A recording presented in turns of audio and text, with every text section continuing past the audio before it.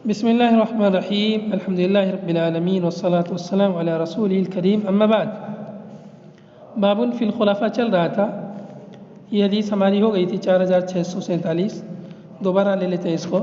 قال الامام ابو داود رحمہ اللہ حدثنا عمرو بن عون قال حدثنا هشيم عن الأوام بن حوشب عن سعيد بن جمحان عن سفينته قال رسول الله صلى الله عليه وسلم خلافة النبوة 30 سنة ثم يؤتي الله الملك من يشاء أو ملكه من يشاء.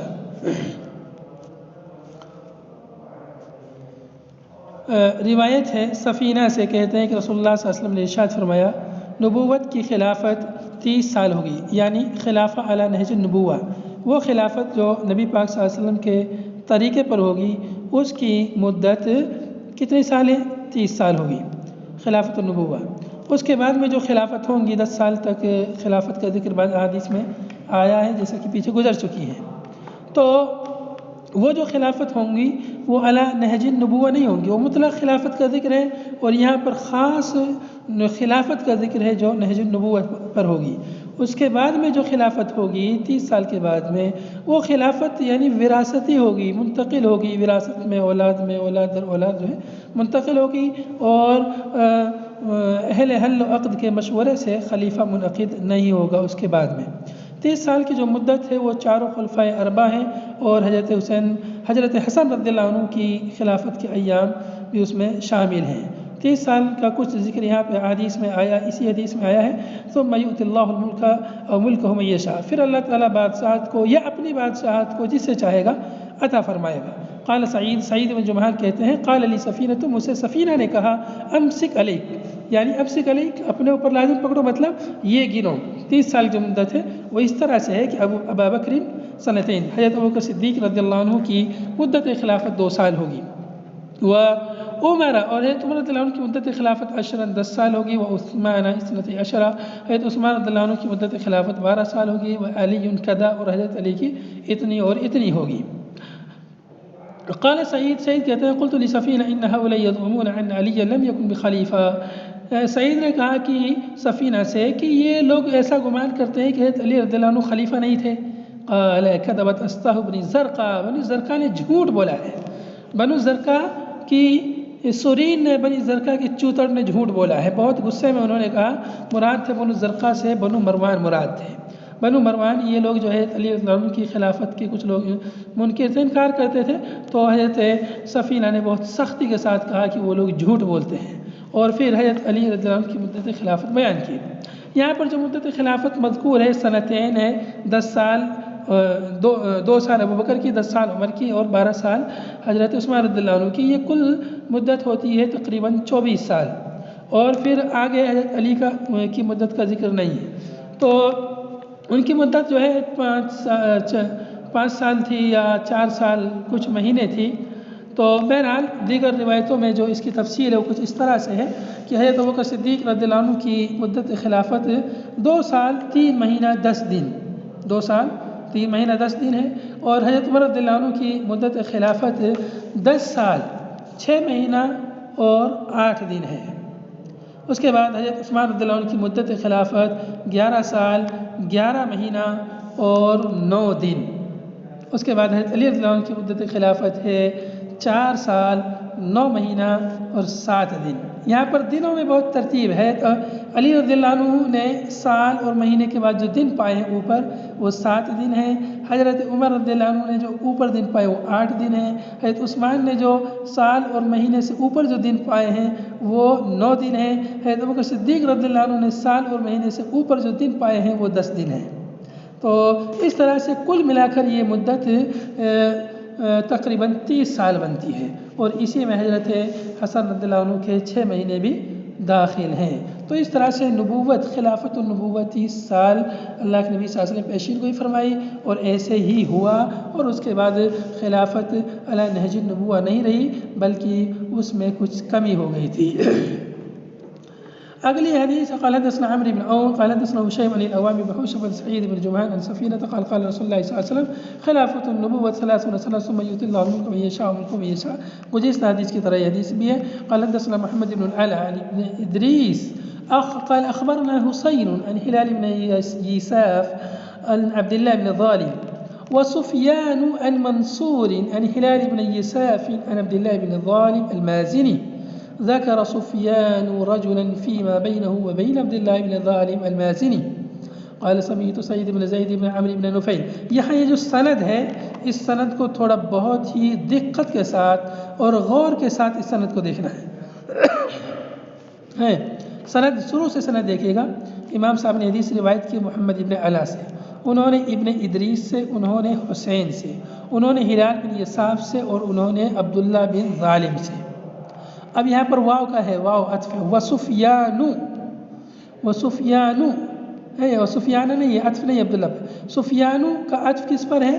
ابن ادریس پر ہے. یعنی محمد بن علا نے یہ روایت ابن ادریس سے روایت کی ہے اور سفیان سے روایت کی ہے. سفیان کا عطف کس پر ہے؟ ابن ادریس پر. محمد بن علا نے یہ روایت نقل کی ہے ابن ادریس سے, اور ابن ادریس نے یہ روایت نقل کی ہے حسین سے اور سفیان سے, حسین سے اور سفیان سے. گویا کہ ابن ادریس کہہ رہے ہیں ابن ادریس بات پہ, یعنی ابن ادریس کہہ رہے ہیں کہ اخبرنا حسین و سفیان, اخبرنا حسین و سفیان. اب حسین کی روایت میں آگے کیا ہے؟ ہلال بن یساف ہے, پھر عبداللہ بن ظالم ہے. سفیان کی روایت میں آگے ان منصور, پھر ہلال بن یساف ہے, پھر اس کے بعد ان عبداللہ بن ظالم ہے. تو اس طرح سے یہ روایت ہے. گویا کہ ابن ادریس نے یہ حدیث دو استاد سے روایت کی ہے, ایک حسین سے اور ایک سفیان سے. اب سفیان نے ہلال بن یساف سے روایت نہیں کیا, سفیان نے منصور کے واسطے سے, پھر انہوں نے ہلال بن یساف سے روایت کی, پھر انہوں نے عبداللہ بن ظالم مازنی سے. آگے ذکر سفیان رجلا فیما بینہ و بین عبداللہ بن ظالم. سفیان نے عبداللہ بن ظالم اور ہلال بن یساف کے درمیان میں ایک اور آدمی کا ذکر کیا ہے. دوسری روایت میں اس کا ذکر آگے آ رہا ہے. اب آگے ہے قال سمیت سعید بن زید. پھر سے یہ روایت کے جو راوی ہیں وہ عبداللہ بن ظالم المازنی ہیں. وہ کہتے ہیں کہ میں نے سنا سعید بن زید بن عمر بن نفیل سے, اور سعید بن زید یہ عشرہ مبشرہ میں سے ہیں جو حضرت عمر رضی اللہ عنہ کے بہنوئی تھے. سعید بن زید بن عمر بن نفیل, ان سے یہ روایت مروی ہے. قال سعید بن زید کہتے ہیں کہ لما قدم فلان الکوفۃ اقام فلان خطیبا. جب فلاں شخص کوفہ آئے تو فلاں شخص کھڑے ہوئے خطیبا, خطیب کے طور پر خطبہ دینے کے لیے. نیچے حاشیے میں لکھا ہوا ہے, ہوا 7 نمبر حاشیے میں دیکھیں گے, ہوا معاویہ بن ابی سفیان, قدیم معاویہ, بعض نسخوں میں قدیم معاویہ. تو لما قدیم فلان, جب فلاں شخص یعنی حضرت معاویہ رضی اللہ عنہ جب کوفہ آئے, اقام فلان خطیبا, دوسرے فلان سے حضرت مغیرہ ابن شعبہ مراد ہے, جیسا کہ نیچے حاشیے میں دیا ہوا ہے, نیچے بالکل لاسٹ لائن میں فی لقد احسن ابو داود فی الکنایۃ عن اسم معاویہ و مغیرہ بفلان سترا علیہما فی مثل هذا المحمل لکونہما صاحبین.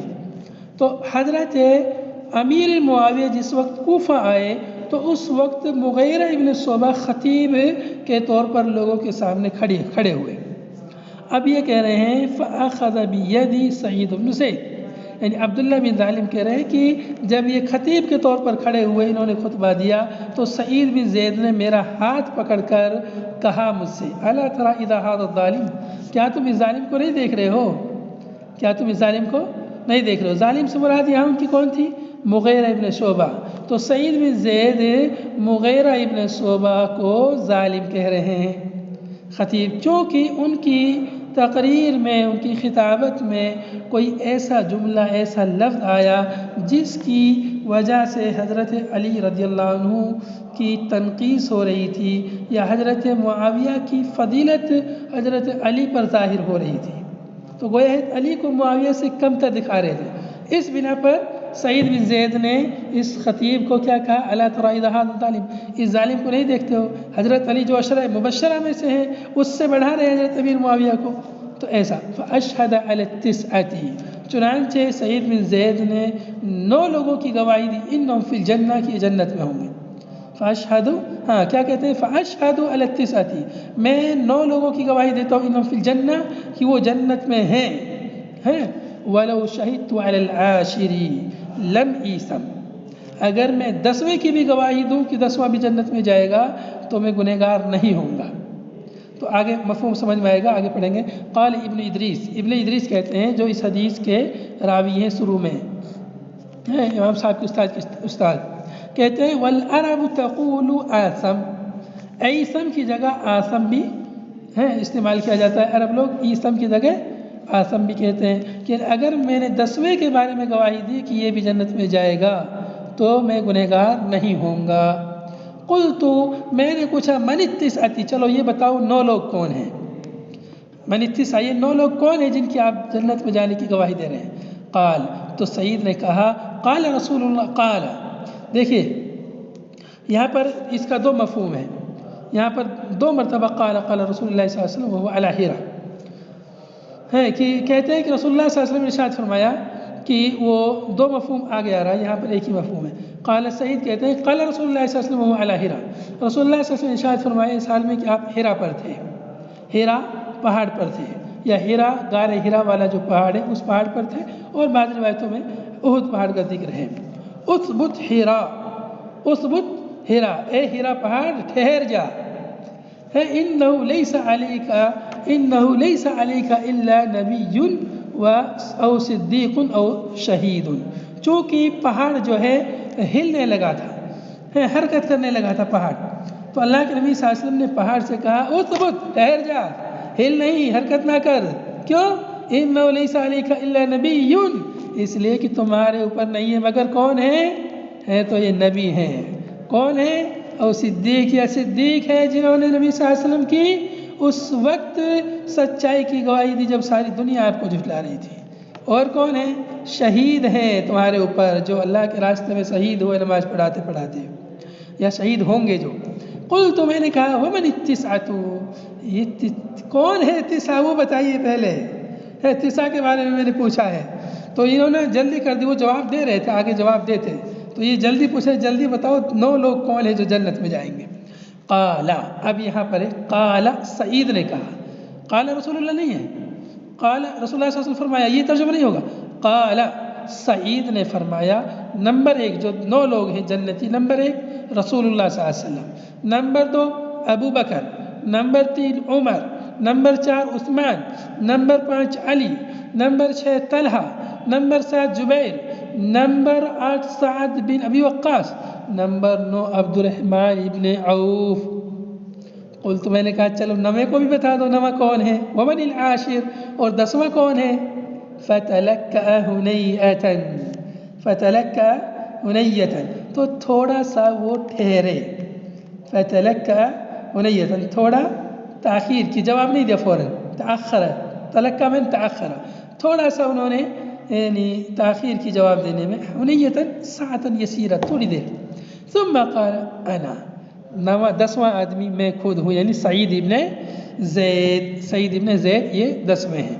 تو اس روایت میں عشرہ مبشرہ رسول اللہ صلی اللہ علیہ وسلم کو بھی شمار کیا گیا اس روایت میں، جبکہ اور دیگر روایتوں میں رسول اللہ صلی اللہ علیہ وسلم کے علاوہ دیگر لوگ 10 لوگ ہیں، جس 10ویں کا یہاں پر ذکر نہیں ہے وہ ابو عبیدہ ابن جراح رضی اللہ عنہ ہے، تو غرض اس روایت میں نہیں لیکن دوسری روایت میں ان کا ذکر ہے۔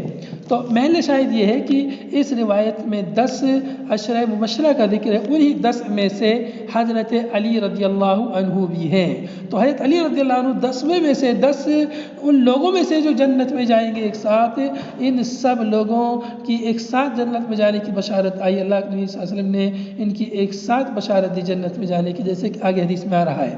اس کے باوجود بھی یہ حضرت علی سے زیادہ حضرت امیر معاویہ کو فوقیت دے رہا ہے یہ خطیب، تو اس لیے سعید نے کہا کہ اس ظالم کو دیکھو دیکھو کیا بیان کر رہا ہے خطبے میں، کیونکہ وہاں پر حضرت امیر معاویہ آئے ہوئے تھے تو سامنے وہ گویا کہ چاپلوسی کر رہے تھے، حضرت امیر معاویہ یہاں آئے تھے کوفہ میں اور یہ مغیرہ بن شعبہ خطبہ دینے کے لیے کھڑے ہو گئے، تقریر کرنے کے لیے، بیان ان کے آنے کی مناسبت سے وہاں پر کچھ پروگرام رہا ہوگا یا خطبے ہی میں انہوں نے جمعہ کے خطبے ہو سکتا ہے بات کہی ہو، تو ایسا ان کی باتوں میں آیا کہ گویا کہ حضرت امیر معاویہ کی گویا کہ حضرت علی سے زیادہ فضیلت ہے، ایسا ان کی باتوں سے ان کو محسوس ہوا، تو اس لیے انہوں نے کہا دیکھو اس ظالم کو دیکھو کیا کہہ رہا ہے، اس ظالم کو دیکھو تو ظالم کس لیے کہا؟ ظالم اس اعتبار سے کہا، ظلم کہتے ہیں وضع الشیء فی غیر محلی، ظلم کس کو کہتے ہیں؟ وضع الشیء فی غیر محلی، کسی چیز کو اس کو غیر محل میں رکھنا. تو یہ حضرت علی سے زیادہ امیر معاویہ کو مقام دے رہے ہیں، تو یہ وضع الشیء فی غیر محلی ہے، اس اعتبار سے ان کو انہوں نے ظالم کہا. تو اس سے معلوم ہوا صحابہ اکرام بھی صحابہ کا کس قدر احترام کرتے تھے، جو اللہ کے نبی صلی اللہ علیہ وسلم نے جو احادیث میں جن کے لیے جو مقام جو فضیلت دی ہے اس کی وہ لوگ قدر کرتے تھے، اس کا احترام کرتے تھے. قال ابو داؤد امام صاحب کہتے ہیں رواہ الاشجعی ان سفیان، اس حدیث کو اشجعی نے بھی روایت کیا ہے سفیان کے واسطے سے، انہوں نے منصور کے واسطے سے، انہوں نے ہلال بن یساف کے واسطے سے، انہوں نے ابن حیان کے واسطے سے، انہوں نے عبداللہ بن ظالم کے واسطے سے. تو یہاں پر اس سند میں آپ دیکھ رہے ہیں یہاں پر عبداللہ ابن یہ ہلال بن یساف اور عبداللہ بن ظالم کے درمیان میں ابن حیان کا واسطہ زیادہ ہے، جو گزشتہ سند میں نہیں تھا.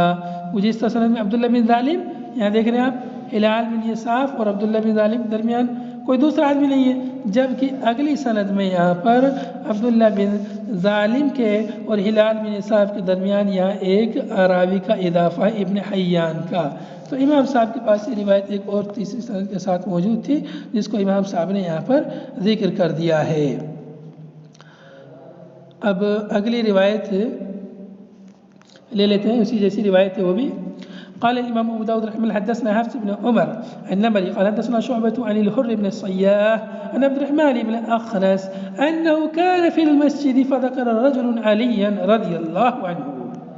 یہ عبد الرحمن بن اخنس کہتے ہیں کہ وہ مسجد میں بیٹھے ہوئے تھے تو فذكر رجل عليا، ایک آدمی نے حضرت علی رضی اللہ عنہ کا تذکرہ چھیڑ دیا. فقام سعید بن زید، تو سعید بن زید یہ کھڑے ہوئے، یہ بھی وہاں موجود تھے، کھڑے ہوئے. فقال، اور کہا انہوں نے اشہد علی رسول اللہ صلی اللہ علیہ وسلم انی سمعتہ ویقول، میں گواہی دیتا ہوں اللہ کے رسول صلی اللہ علیہ وسلم پر کہ میں نے آپ سے سنا آپ فرما رہے تھے عشرۃ فی الجنہ، 10 لوگ جنتی ہیں، 10 لوگ جنتی ہیں. 10 جنت میں مطلب ان کے ایک ساتھ جنت میں جانے کی بشارت ملی 10 لوگوں کی، اس لیے ان کو عشرہ مبشرہ کہا جانے لگا. نمبر 1 النبی فی الجنہ وابو بکر فی الجنہ وعمر فی الجنہ وعثمان فی الجنہ وعلی فی الجنہ وطلحة فی الجنہ وطلحة فی الجنہ والزبیر بن العوام فی الجنہ وسعد بن مالک فی الجنہ وعبد الرحمن بن عوف فی الجنہ. یہ 10 لوگ ہو گئے. یہاں بھی جو ہے حضرت ابو عبیدہ ابن جرح کا ذکر اس روایت میں نہیں آیا ہے. وَلَوْ شِئْتُ لَسَمَّيْتُ الْعَاشِرَ، تو کہا کہ اگر چاہوں تو میں 10ویں کا بھی نام لوں. ابھی تک 9 لوگوں کا ذکر ہوا ہے، تو یہ اگر میں چاہوں تو 10ویں کا بھی نام لوں. قال، راوی کہتے ہیں کہ فقالوا، لوگوں نے کہا من ہوا، چلو بتاؤ 10واں کون ہے. فسکتا، خاموش ہوئے، تھوڑی دیر خاموش رہے. قال، راوی کہتے ہیں فقالوا من ہوا، بتاؤ نا کون ہے وہ 10واں. فقال، تو انہوں نے کہا، سعید نے کہا ہوا سعید بن زید، وہ سعید ابن زید ہیں. تو کچھ اس روایت کی طرح اس روایت میں بھی عشرہ مبشرہ کا ذکر ہے. البتہ اس روایت میں اللہ کے نبی صلی اللہ علیہ وسلم کا بھی عشرہ مبشرہ میں شمار کیا ہے، جبکہ عشرہ مبشرہ مشہور جو ہے وہ نبی صلی اللہ علیہ وسلم کے علاوہ صحابہ کرام ہیں. یہیں پر اکتفا کرتے ہیں، وقت ختم ہو گیا ہے. هذا وصلی اللہ وسلم علی نبینا محمد وعلی آلہ وصحبہ اجمعین. سبحانک اللہم وبحمدک، نشہد ان لا الہ الا انت، نستغفرک ونتوب الیک. والسلام علیکم ورحمۃ اللہ وبرکاتہ.